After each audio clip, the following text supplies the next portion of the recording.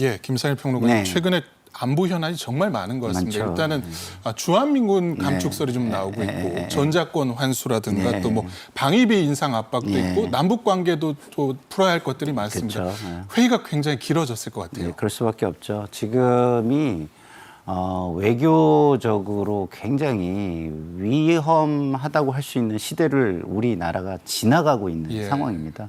국제 질서가 경제 패권주의를 중심으로 급격하게 재편이 되고 있어요.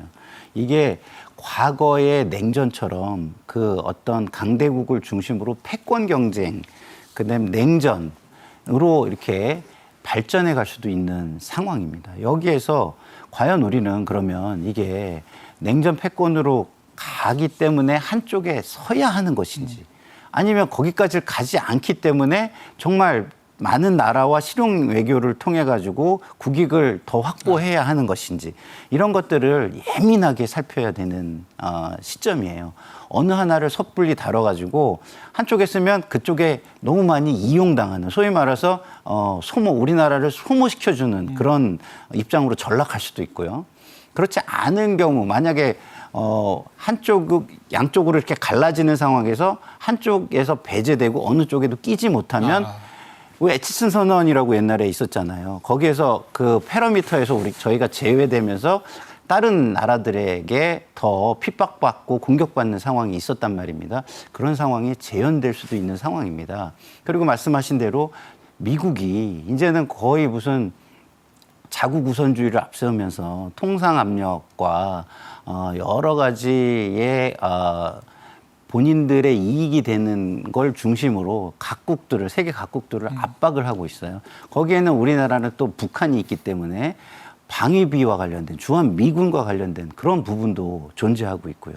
하여튼간 외교 현안은 말씀하신 대로 지금 너무나 많고 우리 주변에 관계국들이 또 전쟁을 치르고 에너지가 관련된 국가도 있고 안보적으로 관련된 게 4강 중에 러시아도 있고 이런 데들이 전쟁을 치르고 있기도 하고 이런 모든 부분들이 너무나 많습니다. 대통령으로서는 지금 이 시대 자체가 정말 살얼음판의 시대라고 느껴질 만한 그런 상황일 거예요. 그렇기 때문에 예정된 시간을 훌쩍 넘겨서 2시간 10분 동안 다양한 현안을 보고받고 점검하는 시간을 가졌다고 합니다. 예.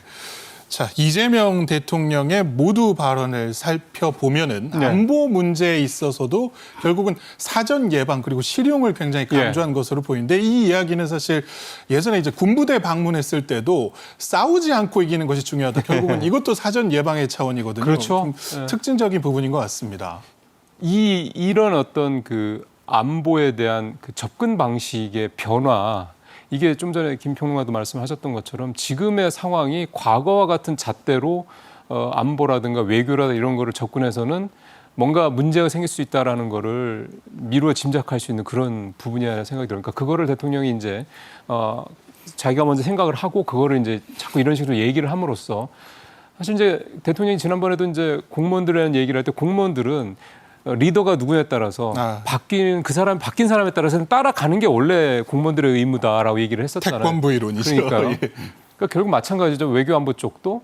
그러니까 대통령이 바뀌었고 대통령이 어떤 이 외교안보에 대한 인식을 하느냐에 따라서 이제 그거를 현장에 수행을 하는 이제 공무원들의 생각도 이제 바뀌어야 된다. 이런 얘기라고 좀 볼 수가 있는 거고요. 그래서 이제 사후에 뭐 이렇게 뒷수습하고 이런 차원이 아니라 미리 얼마나 또 미리 챙겨야 될 게 많겠습니까? 사전에 미리 예방을 하려고 그러면 시나리오도 다양하게 준비를 해야 될 거고. 그러니까 일은 훨씬 더 많아지겠지만 설사 일이 벌어지더라도 예상했던 범위 내에서 벌어진다고 하면 훨씬 더 빨리 또 신속하게 다른 데보다 차별성 있게 대응을 할 수 있겠다. 이런 측면에서 외교안보에 대한 접근 방식의 전환을 자꾸 이제 얘기를 하는 것 같고요. 말씀하신 대로 실용 이런 부분도 좀 마찬가지고 결국은 제일 중요한 건 국익이지 않습니까? 이제 그 부분이 이 외교안보에 있어서도 그리고 우리가 좀 더 뭐랄까 이제 누구한테 이렇게 뒤따라가는 줄 서는 이런 게 아니라 조금 더 이제 어떤 좀 그 독자적인 어떤 그런 부분에 대한 명확한 어떤 그런 원칙도 좀 보여줄 필요도 있는 거고, 그러니까 상당히 여러 가지로 좀 변화를 좀 주려고 하는 그런 모습들을 외교하는 측면에서도 좀 우리가 엿볼 수 있다 이렇게 생각이 좀 듭니다. 예. NSC에서 당연히 이제 남북 관계 관련 논의가 있었을 텐데 이재명 정부 들어서서 일단 대북 방송이 중단이 됐습니다. 맞습니다. 북한도 호응을 해서 네. 대남 방송 중단을 했고 중단했고요. 네. 가장 최근에는 이제 북한 주민 6명을 송환을 하는 과정에서 그렇죠. 네. 북한 경비정이 마중을 나왔어요. 맞습니다. 제한적으로나마 남북이 조금씩 소통의 물꼬를 트고 있는 게 아닌가 이런 느낌이 듭니다. 맞습니다. 자, 아까 뭐 예방적으로 모든 것을 한다는 걸 우리가 많이 강조를 했잖아요. 자, 우리가 행정에서 뭐 안보도 행정이 있지 않습니까? 국방 행정 이런 것처럼 안보 행정 모든 행정에서요. 가장 최고의 행정이 예방 행정이에요. 우리가 의료에서도요. 예방으로 병을 막으면은요. 알약 하나로 해결하잖아요. 알약 하나에 얼마 합니까? 뭐 1,000원, 2,000원 이렇게 하잖아요. 근데 예방을 못했을 때 병으로 이어지면 수술로 가게 됩니다. 그럼 수술하고 나중에 그 환자가 회복하고 하는데 드는 돈은요. 이거에 수백 배, 수천 배까지도 이르는 거예요. 이거 똑같습니다. 모든 행정이 똑같은 거예요. 그래서 남북 간에 이런 위험을 사전에 예방하고 평화를 안착시키면 사회적 비용이 줄어드는 겁니다. 예. 사회적 비용을 가장 많이 증가시키는 게 불신이에요. 그래서 우리가 고신뢰 사회, 저신뢰 사회 이렇게 얘기하잖아요.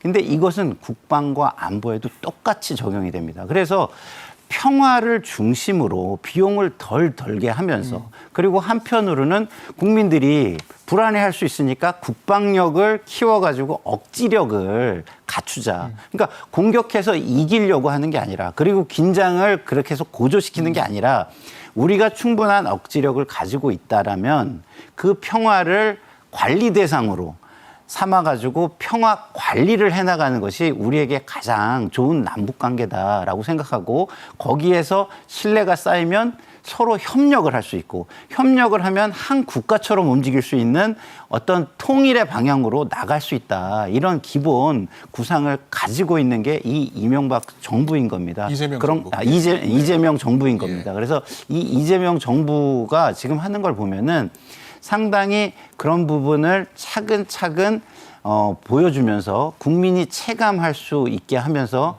함께 나갈 수 있는 토대를 만들어가고 있다. 이렇게 좀 보여집니다. 예.